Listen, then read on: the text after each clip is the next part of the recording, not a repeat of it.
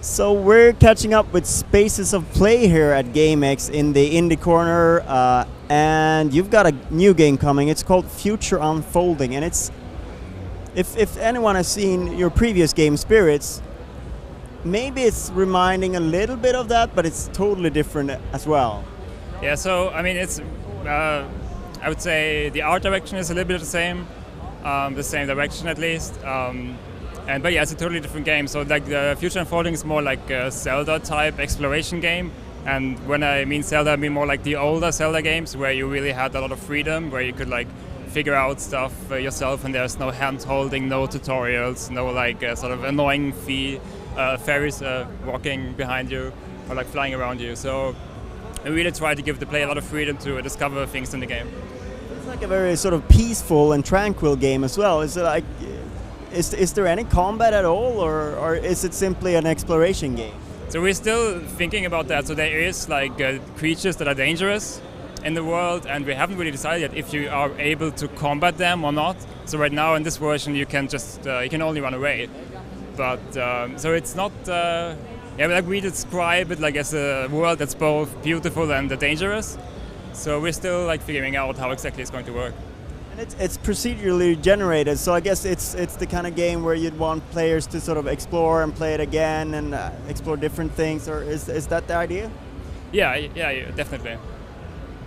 So can you tell us a little bit about how that will work? So you're trying to find something, right? You're trying to look for something, and then the world is procedurally generated, so you never know quite where it is, or? So the idea is that you get sort of thrown into this world without an explanation. You have to make sense of the world yourself. And there's like things happening that are like sort of a bit weird. Like it's more like a dreamlike world where things happen that wouldn't really happen in like a normal game world that is like tries to be realistic. So there's like things like sort of appearing and disappearing, and yeah. I like that kind of narrative that doesn't tell you anything. It's like Myst. It sort of leaves a lot to your imagination to try and figure things out for yourself.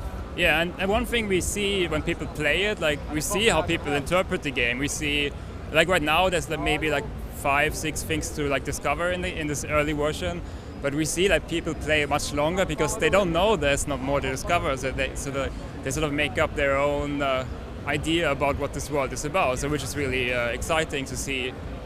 This kind of that. Yeah, people sort of accept it for what it is. A lot of people, especially like the younger kids that come here and say, "Hey, what am I supposed to do in this game?" And I usually just tell them, "Okay, it's about exploring the world." And they're okay. And then that's like all they have to say, and then people get like sucked into it, which is kind of nice. It's interesting that it's like, speaking of Zelda, I played Zelda with one of my nephews a long while back. One of the, I don't know if it was Wind Waker or something like that, and.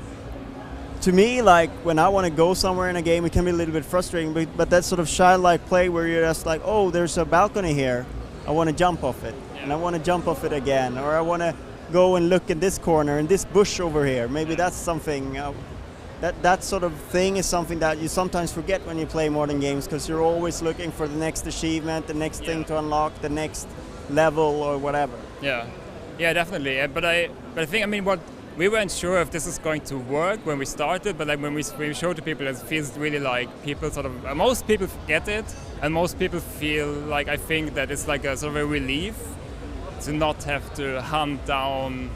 I mean, there's still like small goals you can achieve in the game, but it's more like, yeah, it's like you have your own agency. Like the player has his or her own agency what to do in the game, which I think is nice. It's a little bit like. Perhaps something like Flower in that sense. Yeah, maybe. It's hard to describe. It's hard to. I mean, we love the games that game company does. Yeah, so I mean that's. Yeah, if people say it's like Flower, that would be great. I mean, yeah, it would be a nice compliment. I mean, no. I mean, it's not the same kind of game, but it shares some of the concepts of that you sort of free to explore, and you know. Yeah, but even though Flower did have a narrative that you were pushed forward in? I guess it shares maybe some of the design goals. Like if you look at that game company, I mean, they have like clearly defined goals, what they want to achieve in their games, like how they want to reach the players like emotionally. So they actually look at, okay, what's out there, and let's do something no one else has done before, and like look, okay, like all these. Let's say all these like shooting games. I mean, there's enough shooting games, so let's try something really different. And I mean that's a really inspiring approach. And I think there's a lot of good indie games that have sort of paved the way for for these kinds of games to be. I think they have the potential to go like mainstream in a way. Like if you look at Pro Toys, for example, which are really like beautiful games where there doesn't have to be like a what's the word I'm searching for? Like that, there's no. There doesn't have to be a reason to do like things. It's just like you can just enjoy the activity itself. Yeah. That's the cool thing. So what's the plan with the game? What do you want to? Where do you want to take it? Where do you want to release it and that sort of thing? So we're building it multi-platform from the start. So we have the opportunity to have it in different platforms. So right now it's running on a Mac. It runs on PC.